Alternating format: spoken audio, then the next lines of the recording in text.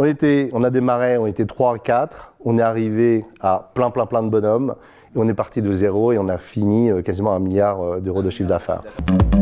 Pinky, on va continuer de parler de Scalapay, mais comme tu le sais, au Tech Show, on aime bien en savoir plus sur le parcours de l'invité. Donc c'est parti pour l'interview Backstory. Alors Pinky, pour cette interview, on t'a fait une petite surprise, donc je te laisse la découvrir. Alors est-ce que tu reconnais cette photo? Alors oui et non. Parce que finalement, quand je suis parti, j'étais très jeune. Alors, tu peux nous dire déjà de quel pays il s'agit? Bien sûr, du Cambodge. Du Cambodge, d'accord. Moi, je suis né dans la capitale, à Phnom Penh, mais très franchement, je me souviens de rien. D'accord, donc ça ne te révèle pas tant de souvenirs que ça, c'est peut-être un souvenir d'enfance. Donc tes parents ont fui le Cambodge à cause de la guerre civile. Est-ce que tu y es retourné depuis?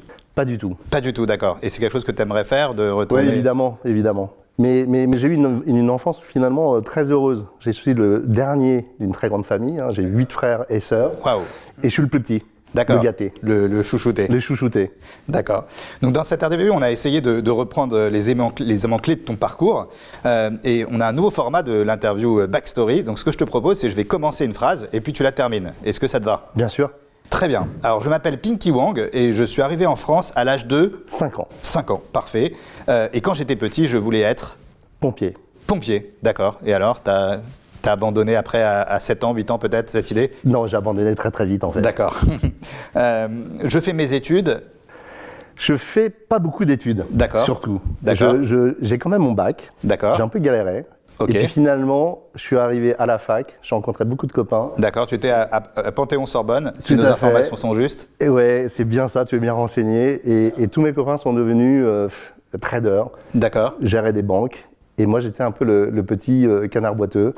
J'ai décidé d'aller travailler directement. D'accord. Finalement, tu as bien fait parce que tu as quand même eu un parcours exceptionnel. Donc, tu commences à faire quelques petits boulots. Alors, je fais quelques petits boulots, mais toujours tourner autour d'une passion. D'accord. C'est pas une blague. J'étais vraiment un joueur de fou. D'accord. Et comme beaucoup de Chinois d'ailleurs, mais c'est un peu caricatural. Quel genre de jeu? Ouais.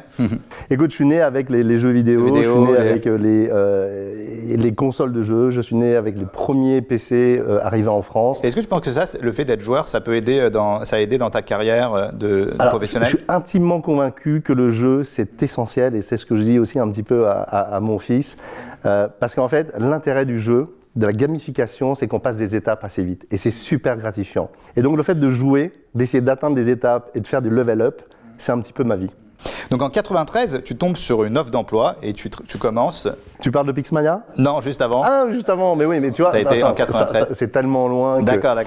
Je suis tellement joueur que je me dis, je tombe sur une petite annonce et c'était l'ouverture de la Fnac Micro. D'accord, donc dans les jeux vidéo. Et donc tu as commencé à la Fnac. D'accord. Et je démarre en tant que vendeur. D'accord. Et donc après, petit à petit, tu as gravé les échelons. Et puis là, on arrive en 2000, effectivement. Et là, c'est une aventure formidable qui commence, puisque en 2000, tu rejoins l'aventure Pixmania. Et il faut se souvenir qu'en 2000, il y avait Amazon qui pointait le bout du nez. Déjà, un petit peu pas très loin. Mais dans les années 2000, c'était incroyable. On était un peu dans la bulle. Et on avait toutes des sociétés que les jeunes de moins de 20 ans ont carrément oubliées. On avait les eBay, on avait les Kelkoo, on avait toutes ces boîtes qui étaient incroyables. eBay, on n'a pas oublié, ça existe toujours quand même. Oui, mais on en parle moins quand même. C'est vrai. Et donc, en Pixmania, vous êtes monté à quel chiffre d'affaires, quelle croissance? Fais-nous rêver. Pixmania, c'est l'histoire d'une vie. C'est probablement là où j'ai le plus appris avec les deux frères, que je salue, Steve et Jean-Émile Rosenblum. On a vu passer peut-être 3000, 5000 collaborateurs, mais on est surtout parti de zéro. Et c'est là où j'ai appris que tout était possible. Et si tu poses la question à Jean-Émile, je pense qu'il va dire la même chose, c'est que tout est possible. On a démarré, on était 3 à 4, on est arrivé à plein de bonhommes, et on est parti de zéro et on a fini quasiment 1 milliard d'euros de chiffre d'affaires. 1 milliard de chiffre d'affaires en combien de temps? Présent dans 23 pays en Europe. Mais en fait, si je rappelle la croissance, et là pour les plus anciens, ils en souviendront, on a démarré, on a galéré. Et c'est ça qu'il faut rappeler aux gens, c'est que c'est jamais aussi simple que ça. On a toujours l'impression qu'un succès, c'est très simple et on ne voit pas l'envers du décor. Et en fait, il y a beaucoup de travail, il faut de la résilience pour y arriver. C'est beaucoup de curiosité, c'est beaucoup de travail. Et ce qui ne change pas, c'est quand même finalement, c'est une poignée de personnes qui changent la face d'une entreprise. Les fondateurs et les personnes qui se disent oui, c'est possible et le pourquoi pas est revenu assez vite. Et donc en 2013, tu rejoins une nouvelle aventure. Est-ce que tu peux nous en parler? Oui, là c'est toujours pareil, c'est un petit peu le hasard. Alors que je m'apprêtais à faire un bon break, je rencontre David Dayan, mais surtout Thierry Petit. D'accord. Enfin d'ailleurs c'est plutôt l'inverse. Je revois Thierry Petit, puis après David. Qui sont Qui sont les fondateurs de Showroom Privé qu'on connaît maintenant parfaitement, et pareil, des entrepreneurs incroyables. Ce que j'aime bien, c'est que d'abord des entrepreneurs qui partent de pas grand-chose, puisqu'au moment où je rejoins un Showroom Privé, ça devait faire 250 millions d'euros. D'accord. Puis surtout dans un secteur qui était très concurrentiel, et puis surtout tenu par un très gros qui était Vente Privée ou VP aujourd'hui. Et donc, gros challenge, comment aller titiller le gros du marché. Et là, je me dis, c'est incroyable, allons-y, faisons ça.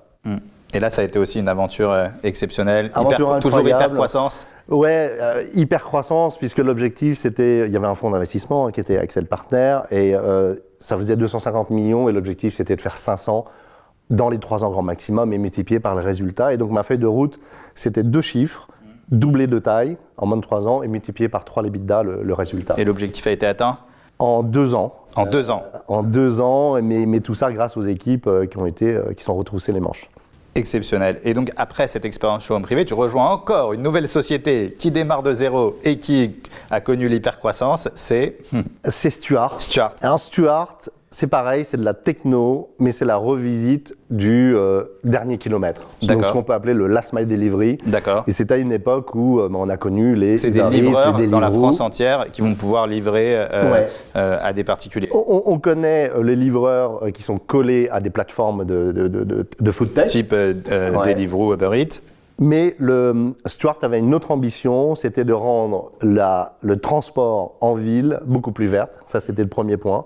Donc, c'était d'abord une flotte de vélos et de scooters électriques. Mais surtout, ce n'était pas valable que pour la food tech. C'est-à-dire que si tu avais besoin de livrer cette tasse dans le 9e arrondissement, tu aurais pu appeler un livreur qui vient et qui livre la tasse. Qui vient et qui va livrer. Donc, c'est vraiment à la demande. Et pareil, alors, hypercroissance, fais-nous encore rêver, parce que là, c'est la 3e société qui va encore exploser. Ouais, ça va super vite. Et en fait, peut-être que là, dans les apprentissages de ces types de boîtes, ils avaient levé très vite. D'accord. Quasiment 20 millions d'euros. Donc pour une start-up qui partait de nulle part, c'était incroyable. Et l'objectif, c'était de consolider assez vite, mais c'était très fort dans la food tech, mais c'était pas partout ailleurs. Et puis finalement, mon objectif, ça a été de se dire, ok, faisons des deals vraiment très gros, Monoprix, les autres, et c'est devenu très gros. C'est-à-dire que ça a été multiplié, le volume a été multiplié en moins d'1 an, quasiment par 5. Waouh. Et puis en fait, ça a lancé la machine. Du coup, est-ce que là, on voit 3 expériences d'hypercroissance, une 4e maintenant avec Scalaped, dont on va parler plus en détail après. Quels seraient, toi, tes conseils que tu pourrais donner à des start-upers, à des entrepreneurs, soit qui veulent connaître l'hypercroissance, soit qui la connaissent, parce que l'hypercroissance, ça peut être dur à gérer aussi.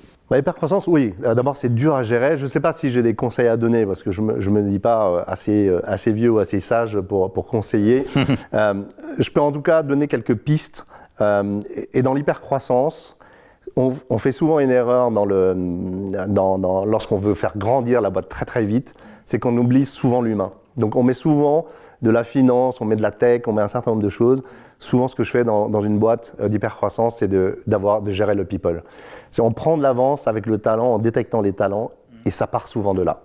Ça, c'est vraiment le premier conseil. D'accord.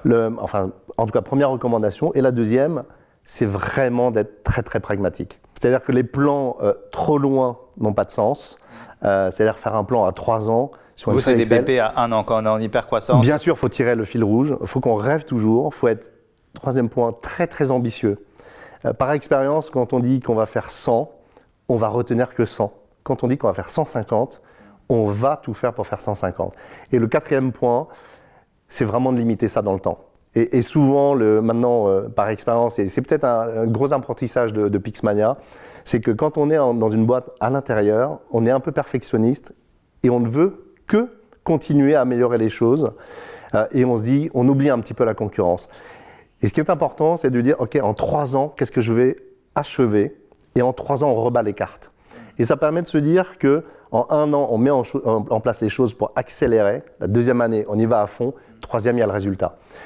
En dessous, c'est jamais très réaliste. C'est-à-dire que l'hypercroissance en se disant je vais faire 0, 100 en 1 année, c'est faux, on n'a pas le temps de construire. Donc ensuite, après cette expérience fantastique Stuart, avant d'entrer chez Scalapay ou en parallèle, tu es aussi un business angel, tu investis dans beaucoup de boîtes, donc est-ce que tu peux nous en parler?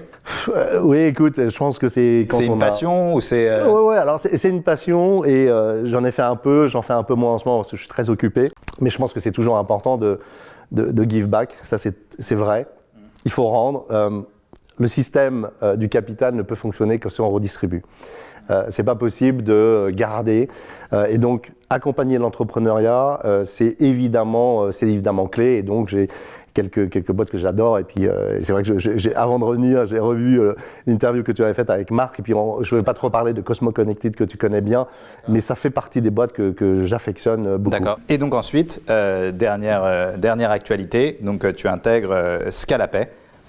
Alors, on va en parler plus en détail, mais alors, Scalapay, donc là, au bout de 8 mois, quel est ton rapport d'étonnement ou Alors, Scalapay, c'est probablement, j'adore parce que c'est une vraie pépite. D'abord, c'est toujours pareil, il a des fondateurs, des cofondateurs, donc je salue Johnny Mitrevski en Australie qui rencontre Simone Mancini, qui, comme son nom l'indique, est d'origine italienne. Ils se rencontrent en Australie, terre de l'Afterpay, qui est donc Afterpay, qui est un confrère, qui est leader mondial aussi dans le paiement fractionné.